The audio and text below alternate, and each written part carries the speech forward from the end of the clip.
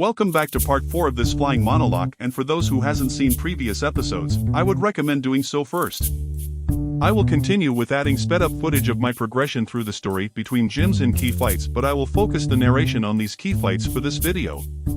If you don't care about montages between key fights, please use the description to click to the key moments in this video. With that out of the way, we first return to Kanto.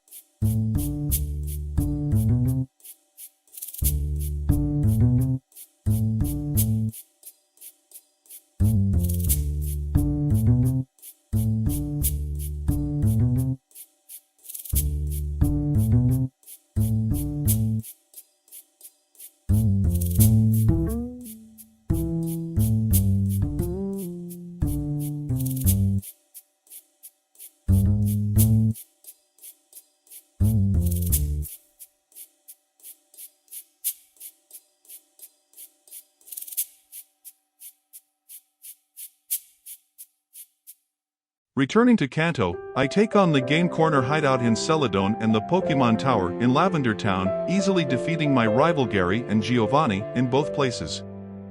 I also pick up the Poke Flute, which allows me to pass Snorlax and reach Koga's gym later. Next, I head to Sylph Company in Saffron City and defeat Gary and Giovanni again, after taking the direct route to 5th floor to pick up the hidden key first. This allows me to challenge Sabrina.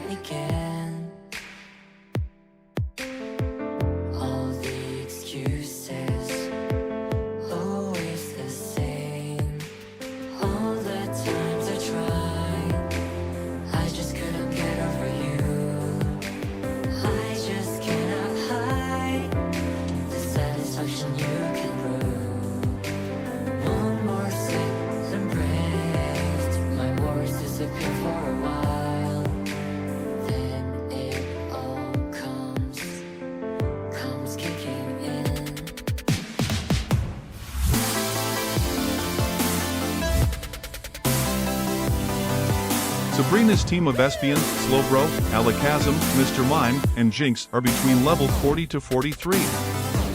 I used Drifloon to defeat them all with Shadow Ball, only switching to Honchkrow to immune Espion Psychic before taking it out with a Night Slash. The reason I switched to Honchkrow was that I thought Espion were holding the berry to reduce ghost moves rather than dark moves. However, with Grip Claw and Super Luck, the crit was a one-hit knockout anyway. With the new level cap at 47, I move on to Sinnoh for now.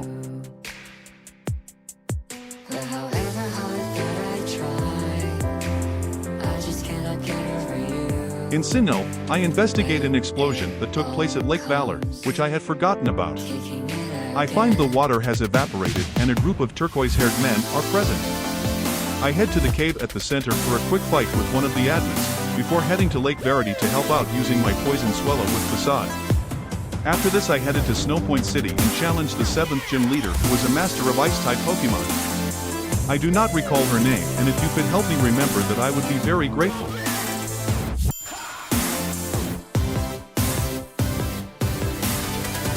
Candace, the 7th gym leader, presents a difficult challenge with her Ice-type Pokemon Abomasnow, Frostless, Mamoswine, Metacam, and Weevil all holding Focus Sash.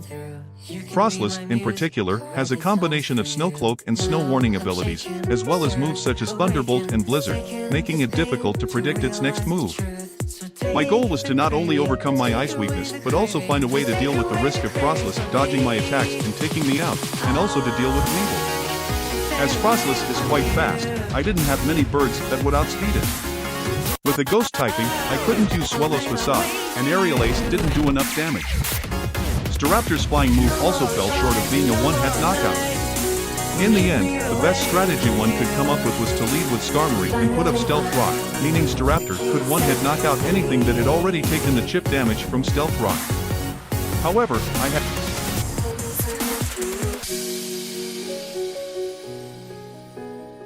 Sure enough, Frostlass lead. I decided to chip damage with Staraptor, then directly switch into Staraptor, which could take a critical Thunderbolt, but not a Paralyze, which was a huge risk, and in hindsight not the best play I had available to me. However, I did not get punished. I took out Metacam next, before switching back to Skarmory and taking out the physical ice Pokémons remaining.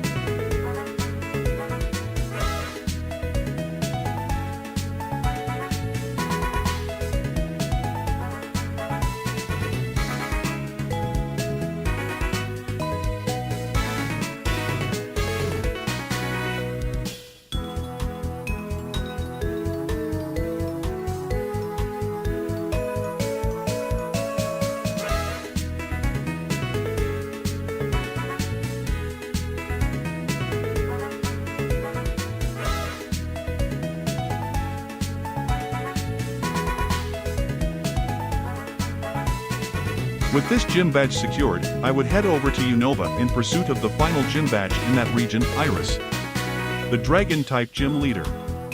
I would pick up Ice Fang for my Gyarados on the way and mainly use Altaria to clear out the gym trainers in a gym, which takes ages to go through if I were to heal between each fight.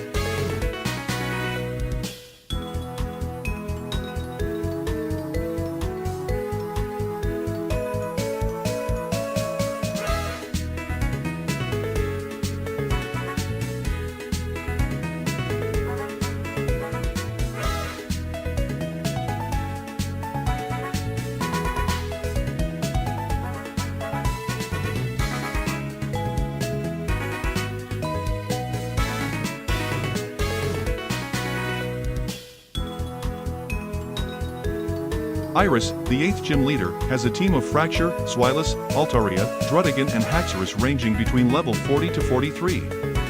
Initially, I planned to use my Gyarados at +2 to sweep the full team, but after getting glared twice by Druddigon, I had to adjust my strategy. I switched to Skarmory to take on Haxorus. This made the AI to switch out for Altaria, which made me expect Altaria to use a super effective move such as Fire Blast or Flamethrower at my Skarmory, so I switched to Honchkrow to take the hit and hit it back with an ensured critical Night Slash. Haxorus is faster than my Honchkrow, so I decided to switch back to Skarmory, staying healthy as a critical hit from Haxorus could do about 70 to 75% to Skarmory. Haxorus kept using close combat until Skarmory could take it out with one Drill Peck at -5 defense. Skarmory proceeded to take out Swilus and Fracture, securing the gym badge.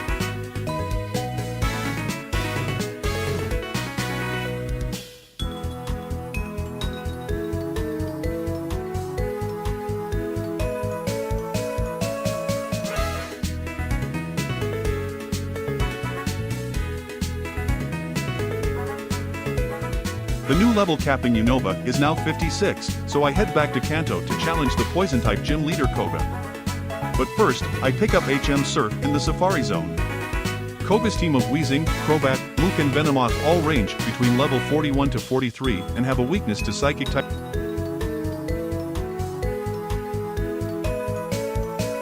My Glisker seems to be able to handle most Pokemons I might encounter here, and I use it to clear out the trainers on the way to the gym leader.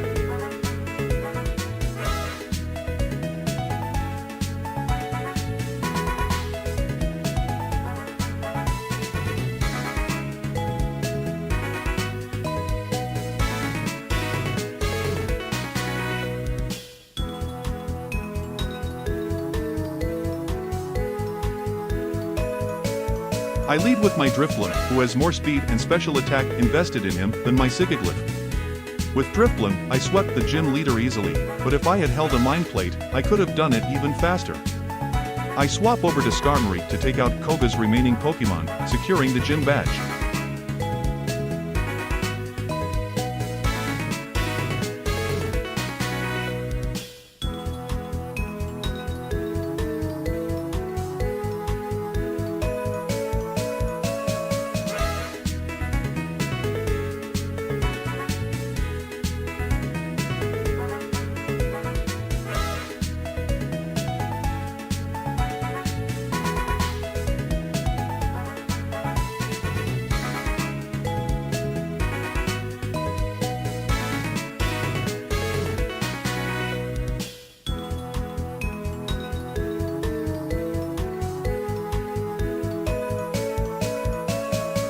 In Hoenn, I will be heading over to Moss Deep City to assist Steven with Team Magma, then move on to Seafloor Cavern to deal with Team Aqua.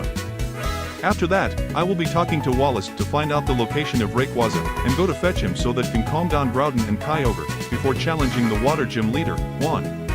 I decided to ignore the right side and force down left side first so that I can have this battle go from a double battle with an AI I don't really trust helping me to be a single battle where I can pilot more safely. Staraptor uses Fly to avoid the Fire Gem boosted Heat Wave and Tagroot Houndoom, which will go down to a single hit. Steven's Aggron takes the Houndoom out before being taken out himself, and in comes Alakazam and Skarmory. I hit Alakazam, who hangs on with his Focus Sash at 1 health point, and Skarmory Rock Slide finish the job. Staraptor uses Fly again targeting Crobat, and it is now a 1v1 with each of us having 3 Pokemons. I go Gyarados to resist the sun-boosted fire attacks from Torkoal and set up to sweep the final 3.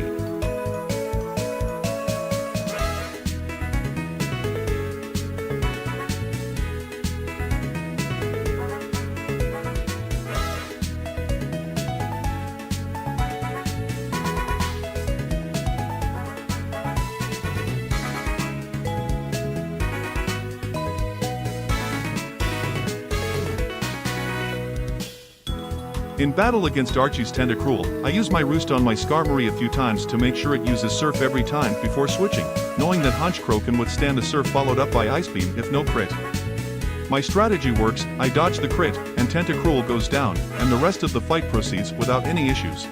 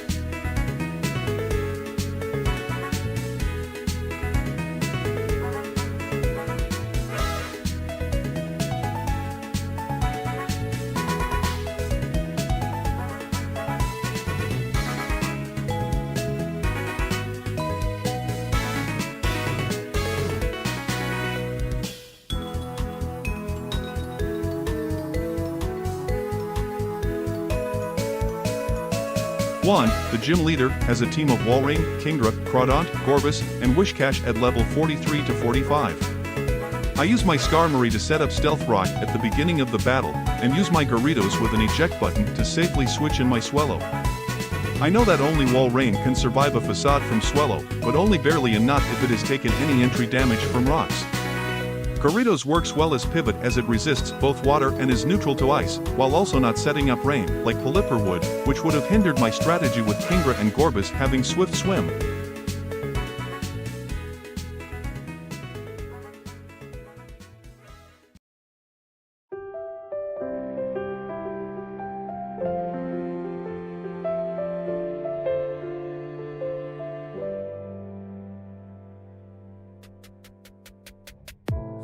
Just can't refrain.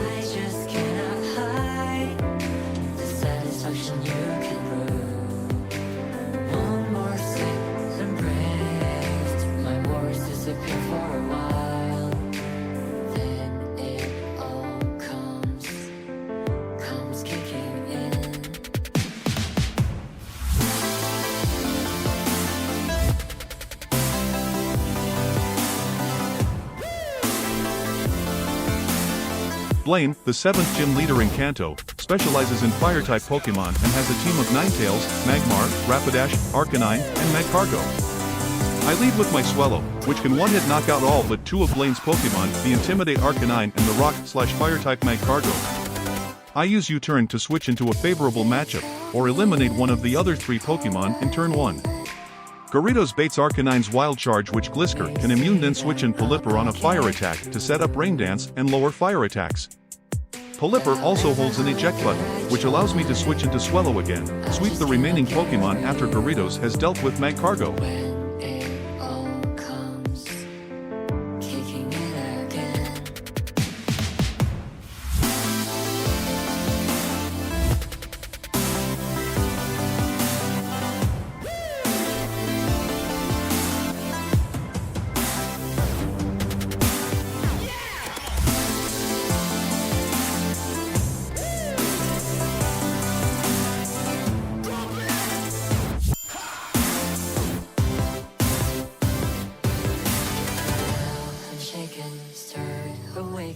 It's taken this pain to realize the truth.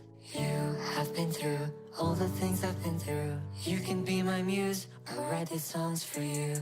Now I'm shaken, stirred, awaken. It's taken this pain to realize the truth. So take the craving, take away the craving. Please take away the cravings from me.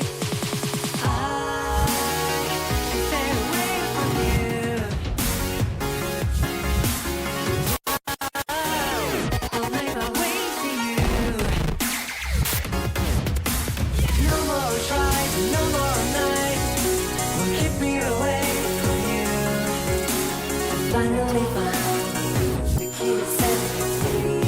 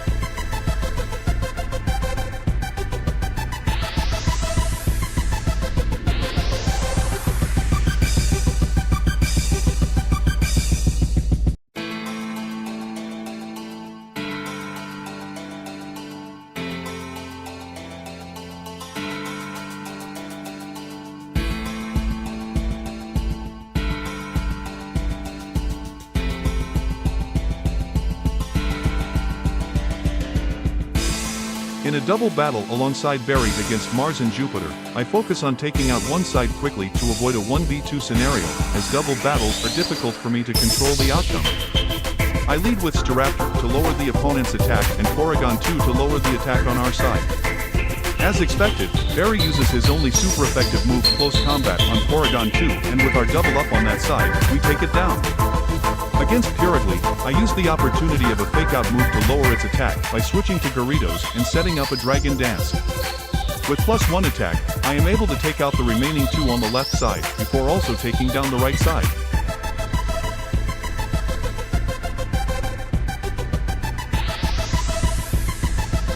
It's time for the Pokemmo exclusive fight, and I've been dreading it as it is difficult to approach using flying types. Giratina is a boss fight that summons additional rock figures to fight along with it in a 3v3 while also having boosted stats, making it much harder to take down than a regular Giratina. First, I have a quick battle with Cyrus, which is a single battle and easier to control the outcome of than both this upcoming battle and the previous double battle. I will however focus my commentary on the Giratina fight portion and prepared for it by teaching Ice Beam to my Pelipper and newly caught Mantine, which I had yet to properly EV train. I lead with Gyarados, Pelipper, and Mantine to wear down Giratina with super effective ice moves, with Pelipper in the center using a rain-boosted surf to take out the additional rock figures that Giratina summons before they started to use super effective rock blasts or rock slides on me. Gyarados Dragon dances while Pelipper and Mantine uses Ice Beam turn 1. Giratina confuses Pelipper, poisons Gyarados, and lowers defense of Mantine. Mantine Ice Beams, Pelipper surfs, Gyarados Ice Fangs, Giratina vanishes. Mantine roosts Pelipper, protects Gyarados Dragon dances Giratina, takes out Mantine. Gyarados Ice Fangs Staraptor Brave Bird Pelipper Ice Beam Giratina lowers Staraptor's special def, Gyarados attack, and confuses Pelipper. Gyarados switches out Staraptor Brave Bird and Pelipper surf. With the outcome of the battle, I might have been better of trying to protect with Pelipper as Skarmory would never go down to rock moves from the additional figures. I did not pay enough attention and did not see that Staraptor's SP def was the stat being lowered until I watched it back. I had lost 2 Pokemons in one fight, and one of them, one of my best sweepers, and only thing with fighting coverage. With Giratina fight behind me, I would head over to the next city for my final gym badge in this region, but first I had to clear off the trainers on their way inside this gym.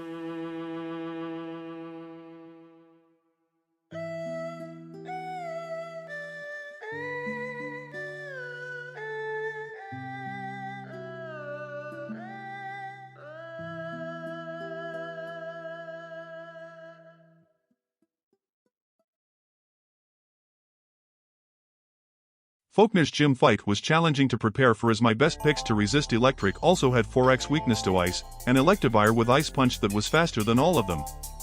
I needed to find a way to set up Stealth Rock, without losing more Pokemon and still be able to use Skarmory in future Elite Fours. Volkner also had a Focus Sash Raichu that was either faster or slower than my Glisker depending on its nature, which added a layer of issue as a Raichu lead would not be possible to break the sash of in a safe manner and still be able to switch.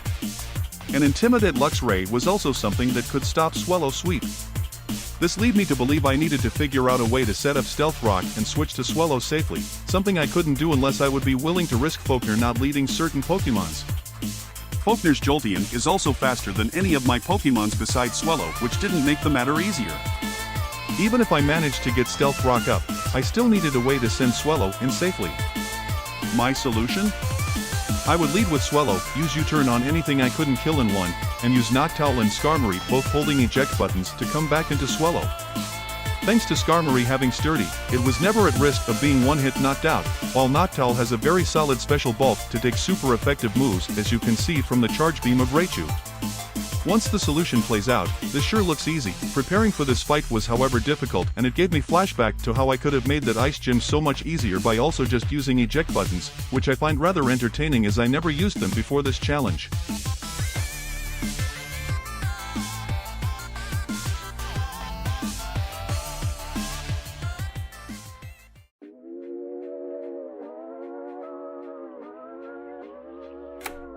File new, staring nothing for an hour or two. Dropping a beat like 100 other artists would do. Clicking some chords like 100 other artists could do.